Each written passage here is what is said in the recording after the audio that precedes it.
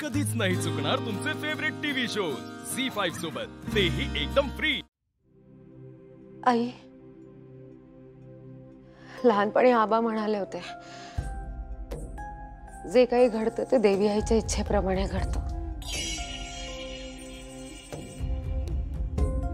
आणि मी ते स्वीकारलं।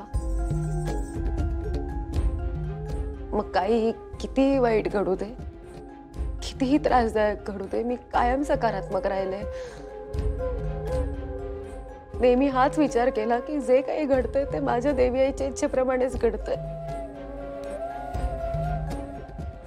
देवी आई जे काही घडवते ते माझ्या चांगल्यासाठी घडवते। आई, माझा खूप विश्वास आहे तुझ्यावर।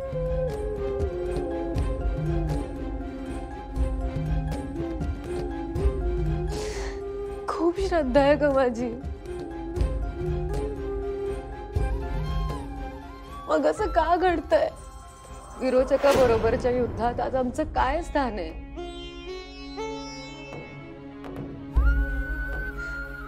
आज बाबूशी तुझ्या समोर अस्तिकाचा सोक्षमोक्ष झाला असता, पण नाही, आज सुद्धा ती अस्तिकाच वरचढ ठरली। हे सगळं का होतंय आई? का माझी परीक्षा बघतेस तू?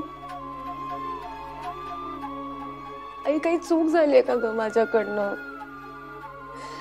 मी विरोचकाबरोबर लढायला तयार होते आणि इथे मला माझ्या अस्तित्वासाठीच लढावं लागतंय।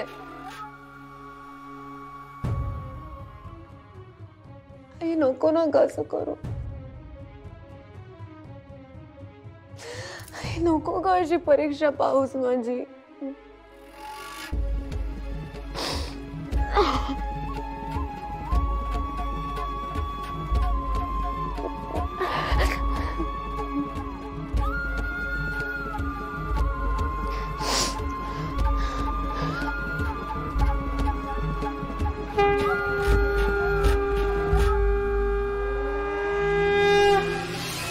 उघडलं तेव्हा मी स्वतः पाहिलं, नेत्राच्या रूपात जी आहे तिने अस्तिकाच्या रूपात असलेल्या नेत्रावर हल्ला केला होता। अंगावर बसली होती तिच्या, आणि ती बाई रूपाली मात्रे जोर जोरात ओरडत होती, अस्तिका दंश कर, अस्तिका दंश कर म्हणून। पण ती दोघींपैकी कोणाला सांगत होती दंश कर म्हणून? कोणाला सांगणार? अर्थातच जिने हल्ला केला होता तिला। आयुष्य, आत्या होत्या तिथे। आत्या, तुम्ही बोला।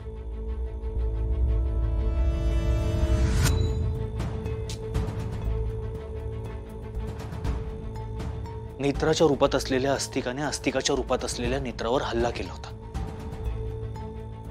आणि दिस प्रूव्स की अस्तिकाने नेत्रावर हल्ला केला होता। माझ्यासाठी तरी हा खूप मोठा क्लू आहे। ती जी नेत्राच्या रूपात आहे, मला तिच्यावर संशय येतोय।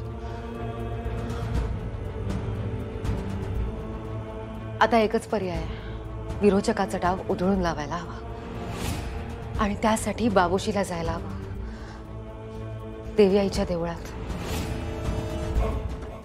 झी5 ॲप डाउनलोड करा आणि पहा सर्व एपिसोड्स एकदम फ्री।